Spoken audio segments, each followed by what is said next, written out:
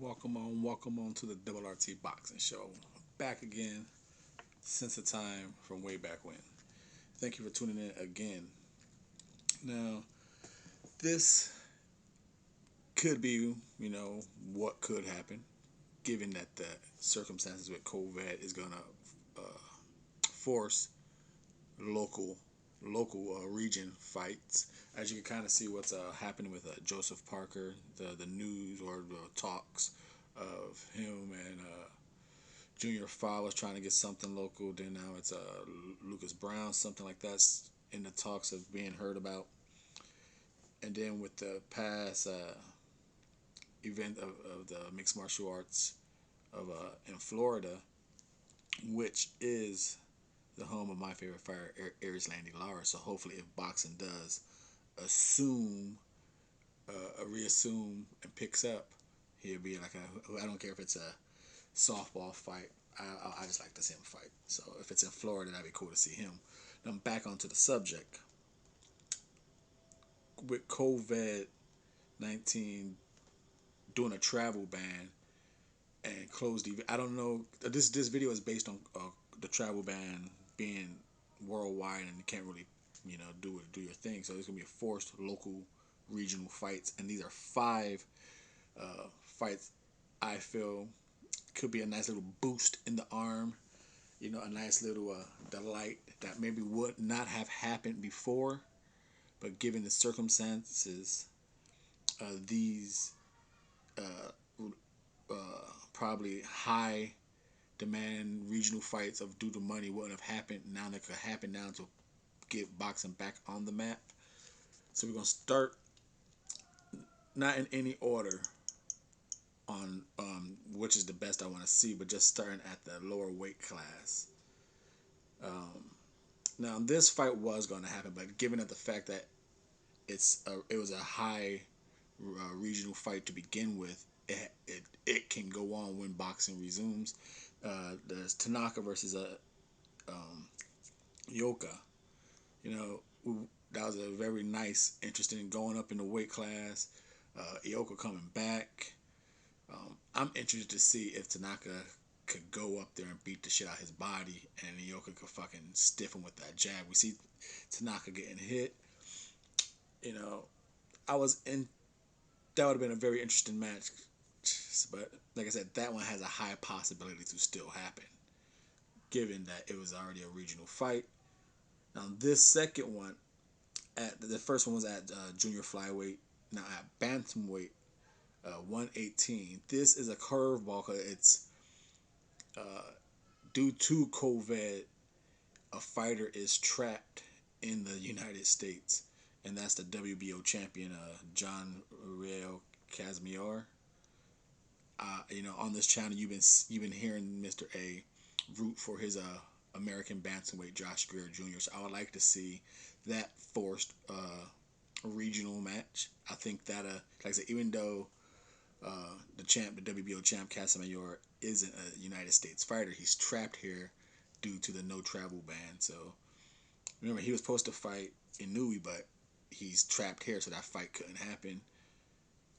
I would like to see that as a nice regional. Now again, will all these fights take place behind closed doors? I don't know how the events in boxing would take place overseas.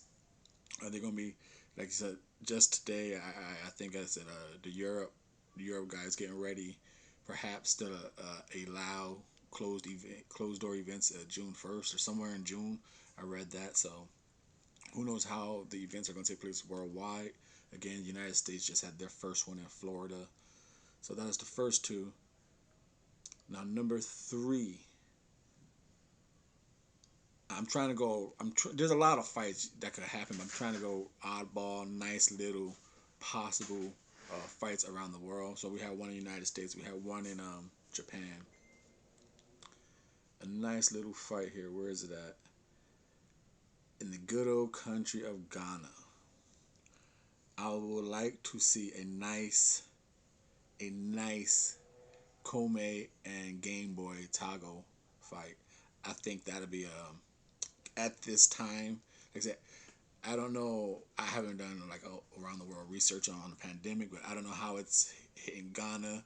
But I know those two fighters. If boxing was to get into that fight with the crowd of Ghana and pump the drums and everything, those two names of Ghana boxing, that'd be a lovely, a good fight.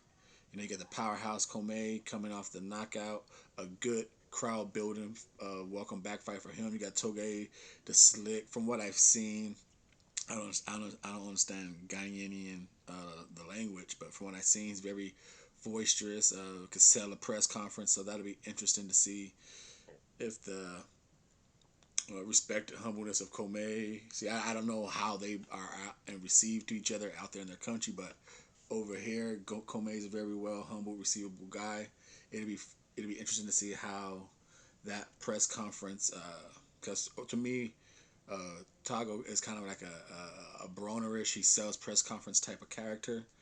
It'd be interesting to see that. I think that good shot in the arm for boxing. So I would love to see the powerhouse, the slick, kind of Tago.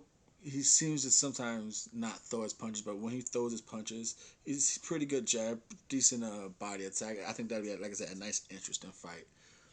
And then as we go, this fight, I think it'd be a nice region. This fight, I kind of like just stumbled upon the fighter on making the show, the Double RT Boxing Show. I'm a fan just like you. This is your show. I'm just the host. And this fighter, I kind of stumbled upon him doing what the show does, follow the top 15. But I like this division because of Demetrius Beevil, and I kind of got a weird. I like watching him fight. Zach Dunn, he looks so awkward and stiff and weird. You know, I was like, oh shit, I bet against him, but he keeps winning.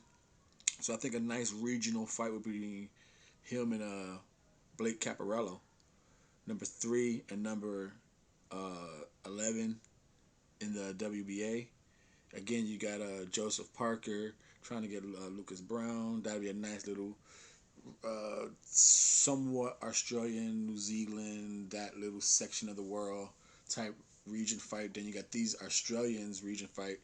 Um, I'm not too familiar on their styles, but like I said, I'm a fan just like you. I don't know the world of boxing, but I came across these two in the lightweight division.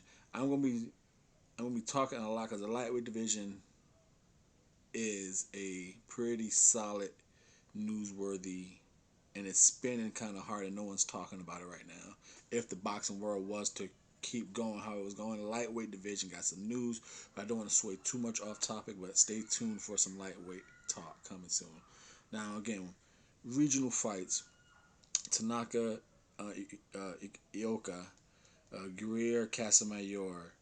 You got I just did the Australians, Dunn and did I skip someone? I did Dunn and Caparello. That's 3. I don't know, I can't remember if I skipped anyone, but England has a lot of fights. England has a lot of fights. Of course, you could do this fight, but one regional fight, you know that could get made a lot sooner due to this and due to the fact that boxing needs that oomph. It needs the fans to come forward. And out of all the fights, this is the fight I kind of hope more for to actually happen, and that's Anthony Yard and Buatsi. I can't remember Buatsi's first name right now, but I'm hoping COVID-19 forces that fight a lot sooner than it was going to be given to us. They're both body punchers, heavily respected by the fans. Maybe not respected, but fan base. Both believe in themselves. Body work, knockout artists. They got the character. That I think is a really good fight. Like I said, you got like I said, England got so many fights. You got Billy Joe Saunders, Tyson Fury. Well, you don't really got Tyson Fury and Anthony Joshua. You gotta remember, everyone's talking about blah blah blah. Tyson Fury, Tyson Fury. it's got to be United States or some other money place. Because remember, Tyson Fury just got rid of his England boxing license, so that's not a technically a regional fight. So that fight's not happening over there. So those are the five.